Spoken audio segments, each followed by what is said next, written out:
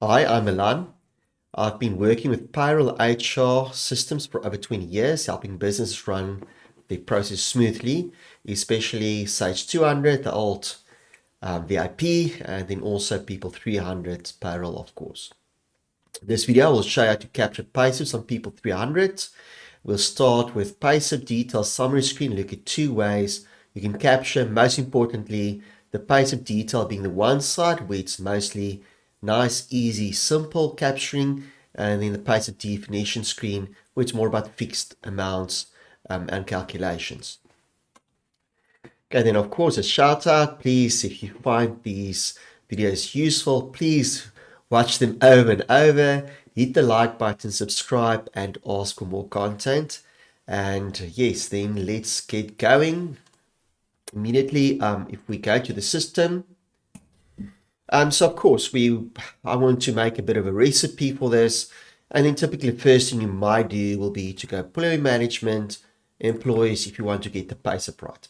Often what people might do, you might double click on the individual, and this will take you straight to a payslip detail already. So if we double click on the person, or on the left hand side here in the middle, if we click on payslip detail, it will take us to the payslip detail screen.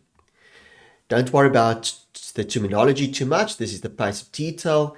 Yes, there's finer details you might do if you want to simplify things. Tick these blockies maybe if you want to have a better view. But there we go. It does look like a payslip. I think most people will be familiar with the look of a payslip. Okay, now if you see that, let's just continue. Let's make the screen a little bit better. There we go. That might be better for us. Now on this person, typically what might happen is if you have something you need to process on a person, you go to the right person, and probably the first thing you'll do is to see, do I have the earning lines? Do I have the deduction lines? Now, if we look at the earnings, if we do have the earning line, I'm only going to deal with that. Again, please hit the like and subscribe button and request more content, because I can show a little bit more detail on this as well. In this case, I'm not going to show too much detail. I'm going to stick to the basics. If we now go to this tab, or actions you might call it, doesn't matter to me what we call it. If we click on the earnings there, it will open up, well, earnings. And then if we want to process something, if we go to overtime, if we go here to capture, open up the screen a little bit. If we go to capture and put in 1 hour, or go to overtime, put in 1 hour, the system is supposed to do the calculation. Again, I'm not going to go into too much detail with this. The point being is if you put in your hours, if you go to summary, you can see there's the amount and supposed to just work. If you look at another example, kilometers reimbursement, if you have method set up, you put in the 1 kilometer there, and you press tab or you press enter, and you go to your summary screen, you're supposed to see the amounts there if there were calculations. Of course, in between, I'm not going to focus on those navigations too much, but of course you'll select the save button. And yes, we go to the payslip detail. We see do we have the earning lines available or the deduction lines for that matter. And we'll go to the relevant earnings in this case again. If we want to do something like commission, often what I might do, I'll click on the relevant line like commission. I'll scroll a bit to the right and see, there's the amount column, which will be a once-off commission.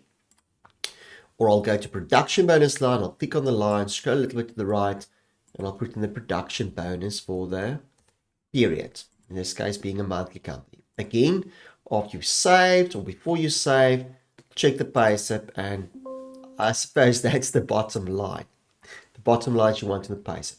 Deductions work pretty much the same way. If we go to the deduction side, there might be a garnish order, but that's a bit more complicated, or there might be some like meals advances. So let's say I want to process meals advances. I'll go again to the deduction tab, hoping that will give me the solution. We're starting about meals here. They've got a method set up here. Things like advances, if it's once off, I'll click on the line, I'll put the amount. Same goes for almost anything else, if it's once off. Now, what's the difference if we want to figure out the Payslip definition? In my mind, it's a natural progression. If I go to the Payslip Detail, if I see the earning line or deduction line I want to do, if I do not find the solution, in other words, I cannot put in the noun column because I need to use the fixed column maybe, then the system will almost force us to go to the Payslip definition. Forcing meaning if you irritate the system enough, for example, what can we do here? Let's be silly. Let's say commission is fixed, always repeating.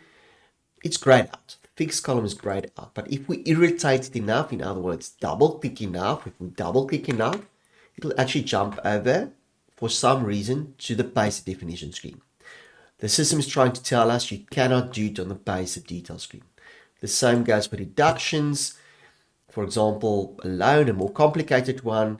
If we wanted to put it in the fixed column, if we irritate the system enough or click on edit, it will force us somewhere else. The system is trying to tell us, please, you can't do the Payslip detail. Please, you need to try and do the Payslip definition screen. That's sort of the difference between Payslip detail and Payslip definition.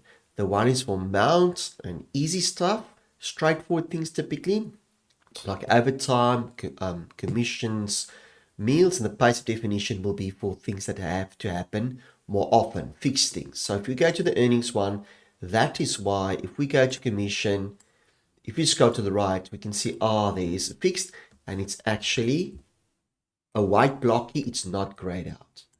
I'm not going to look at recurrences today. Again, hit the like and subscribe button. Leave comments. Please request these additional things that can be of use to you. But that's the fixed one. And again, we can click on the Payslip details screen, click on summary, and at least see if it's on the screen. Again, Payslip definition. Let's go to deduction maybe. And let's say, what can it be? I don't want to make it difficult. Maybe, let's be silly, meals. Let's see if meals can have a fixed deduction. It's actually grayed out, meaning sometimes you might even be stuck here that you want to be too silly, the system will block you.